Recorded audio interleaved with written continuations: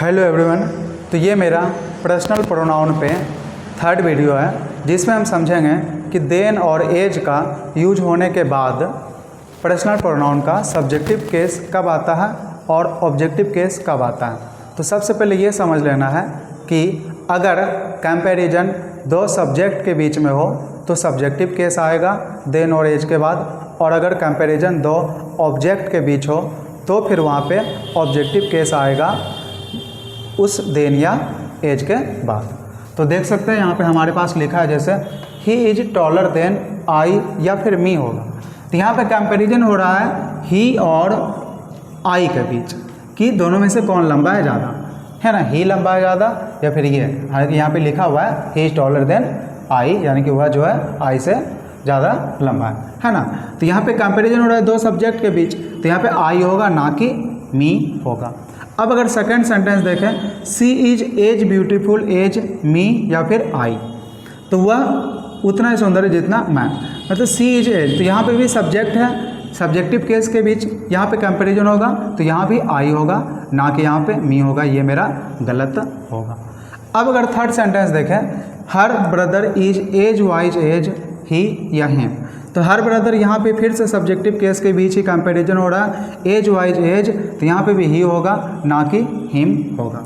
लेकिन अब देखते हैं इन दोनों सेंटेंस में और कंसेप्ट क्लियर होगा। I know him as much as she या हर, तो यहाँ पे बात क्या हो रहा है कि आई नो हिम, मैं उसे जानता हूँ उतना ही जितना कि सी जानती है उसको। यानी कि यहाँ पे एक तो होगा इस तरह से सेंटेंस कि जानने वाला मैं हूँ, जानने वाला सी है, जाना किसको जा रहा है, हिम को। तो इस कंडीशन में अगर हिम को जाना जा रहा है और जानने वाला आई है और सी है, दोनों है यहाँ पे, ठीक है। तो और ये सिर्फ ऑब्जेक्ट बन रहा है, तो यहाँ पे आई और सी दोनों सब्जेक्ट बन रहा है, दोनों जान रहा है, किसको जान रहा है, हिम को। तो उस केस में अगर हिम को जाना जा रहा है किसके द्वारा, आई के द्वारा और सी के द्वारा, तो यहाँ पे सी होगा, हर नहीं होगा, ठीक है।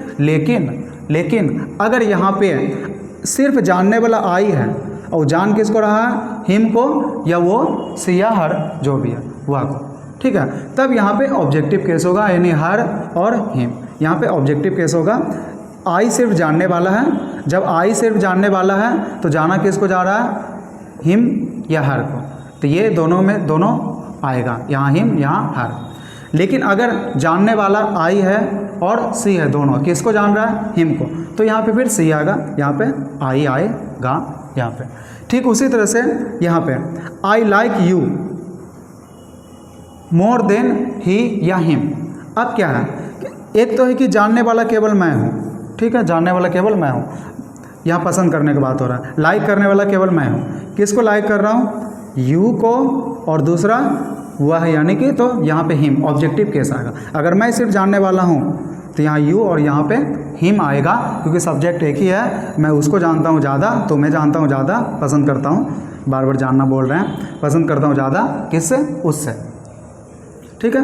अब अगर यहाँ पर मैं भी पसंद कर रहा हूँ और वह भी पसंद कर रहा है, तब यहाँ पे ही आएगा, और पसंद किसको किया जा रहा है, यू को पसंद किया जा रहा है, ठीक है। तब यहाँ पर क्या आएगा, ही आएगा, क्योंकि दोनों सब्जेक्ट बन जाएगा आई और ही, कि मैं जो हूँ ज़्यादा पसंद करता हूँ उसको, तुम्हें उससे ज़्यादा, ठीक है। तो इस तरह से यहाँ पे कन्फ्यूजन होता है बहुत बार। एक बार और देख लेते हैं, अगर केवल ये जान रहा है, पसंद कर रहा है, ये सिर्फ पसंद करने वाला है, तो यहाँ यू और यहाँ पे हिम आएगा।